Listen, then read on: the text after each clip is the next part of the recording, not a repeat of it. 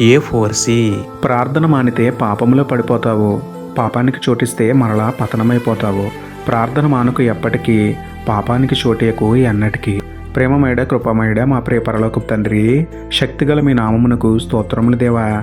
అయ్యా, ప్రార్థన పట్ల నిర్లక్ష్యం వహించి పాపంలో పడిపోయాము, మమ్మల్ని క్షమించండి, మరలా మమ్మల్ని బలపరచండి తండ్రి. సోమరపోతుతనం, నిద్రపోతుతనం, అలసట, నీరసం మొదలైన వాటిని సాకుగా చెప్పకుండా, మేము ఏ స్థితిలో ఉన్నా ప్రార్థన చేయడం మానకుండా ఉదయాన్నే లేచి ప్రార్థన చేసుకుని మీ మహాకృపను పొందుకుని మనసు నిండా నెమ్మది పొందుకునే భాగ్యం ఇవ్వండి తండ్రి. ఎన్ని శోధనలు వచ్చినా, ఎంత బలహీనత ఆవరించినా పాపంలో పడి పతనమైపోకుండా విశ్వాసంతో ప్రార్థించి విజయాన్ని పొంది పాపానికి దూరంగా మీ పాదాలకు చేరువుగా జీవించే ధన్యత ఇవ్వమని వేడుకుంటూ, విస్తరించిన మా పాపముల పట్ల మీ మహాకృపను విస్తరింపజేస్తున్న మీకే స్తుతులు చెల్లించుకుంటూ, నమ్ముట నీ వలనైతే నమ్మవానికి సమస్తమును సాధ్యమే అన్న విశ్వాసంతో యేసయ్య పరిశుద్ధ నామములో ప్రార్థించి పొందుకున్నాము పరమ తండ్రి.